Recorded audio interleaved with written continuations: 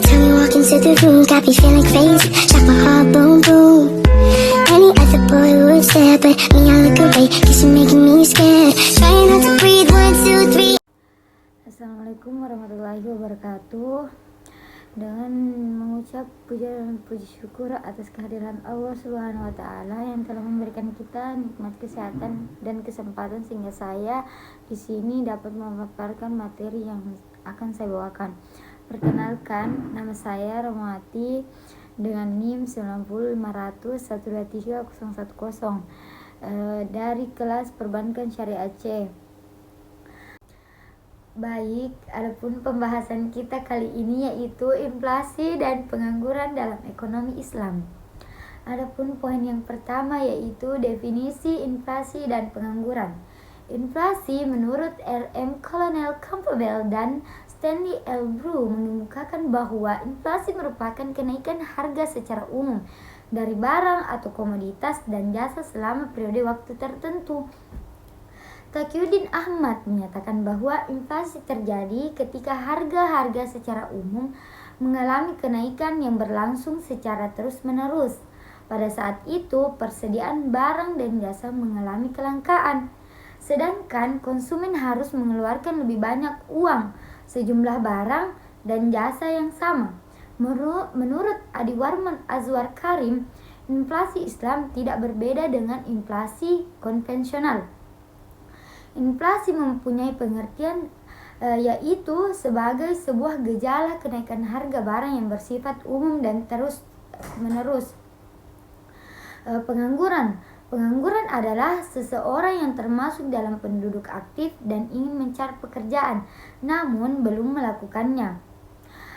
Orang yang tidak sedang mencari pekerjaan itu seperti ibu rumah tangga, pelajar, dan lain-lain sebagainya, yang karena sebab itu belum mempunyai atau belum membutuhkan pekerjaan.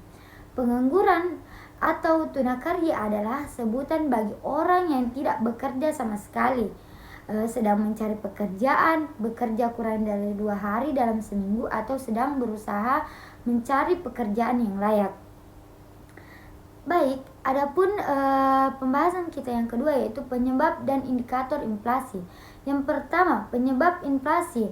Faktor-faktor merupakan utama inflasi di Indonesia, yaitu jumlah uang yang beredar. Yang kedua, defisit anggaran belanja. Yang ketiga, faktor-faktor dalam penawaran agregat dan luar.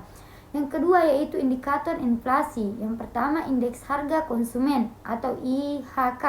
Yang kedua, indeks harga perdagangan besar, merupakan gambaran dari pergerakan komoditi-komoditi yang diperdagangkan oleh produsen dalam barang setengah jadi yang merupakan input bagi mereka pada periode tertentu. Adapun pembahasan yang ketiga yaitu inflasi dalam perspektif Islam. Menurut para ekonomi Islam, inflasi sangat berakibat buruk bagi perekonomian karena yang pertama, menimbulkan gangguan terhadap fungsi uang, terutama terhadap fungsi bunga, nilai simpan, fungsi dari pembayaran di muka, dan fungsi dari unit perhitungan. Orang harus melepaskan diri dari uang dan aset keuangan akibat dari beban inflasi tersebut. Yang kedua yaitu melemahnya semangat menabung dan sikap terhadap menabung dari masyarakat. Turunnya margin. Yang ketiga yaitu meningkatkan kecenderungan untuk berbelanja, terutama untuk non-primer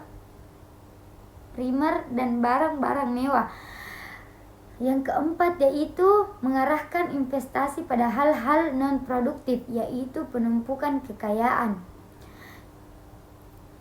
seperti logam mulia, mata uang asing, dengan mengorbankan investasi ke arah produktif seperti pertanian, industri, perdagangan, transportasi, dan lainnya. Baik, adapun materi yang keempat yaitu hubungan pengangguran dan inflasi.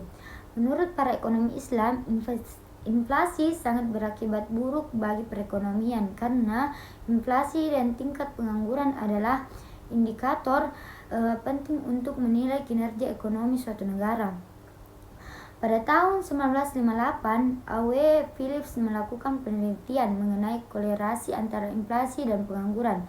Hasil penelitiannya menunjukkan bahwa terdapat hubungan negatif antara inflasi dan pengangguran, di mana tingkat pengangguran yang rendah akan menyebabkan tingkat inflasi yang tinggi. Sebaliknya, semakin tingginya tingkat pengangguran akan semakin rendah tingkat inflasi. Pengangguran, trade-off antara tingkat pengangguran dan inflasi harusnya ada dalam jangka pendek, tetapi dalam jangka panjang tetap dianggap ada karena tingkat pengangguran dipengaruhi oleh kekuatan nyata di pasar tenaga kerja. Trade-off antara inflasi dan pengangguran melibatkan tujuan yang saling bertentangan. Dampak dari inflasi adalah peningkatan jumlah pengangguran. Adapun materi yang kelima yaitu kebijakan mengatasi pengangguran dalam ekonomi Islam. Dalam melakukan penanggulangan inflasi dan pengangguran, Islam menganjurkan beberapa cara, yaitu yang pertama mekanisme sosial ekonomi, yang kedua negara wajib menciptakan lapangan kerja agar setiap orang mampu bekerja dapat memperoleh pekerjaan. Yang ketiga, negara menyediakan jaminan sosial berupa jasa pendidikan, kesehatan, dan keamanan. Yang keempat, negara harus berpihak kepada pengusaha maupun buruh secara adil. Hubungan tenaga kerja di dalam pandangan Islam adalah hubungan kemitraan yang harusnya saling menguntungkan. Sekian yang dapat saya sampaikan, kurang dan lebih mohon dimaafkan. Wabillahi taufiq wal hidayah. Assalamualaikum warahmatullahi wabarakatuh.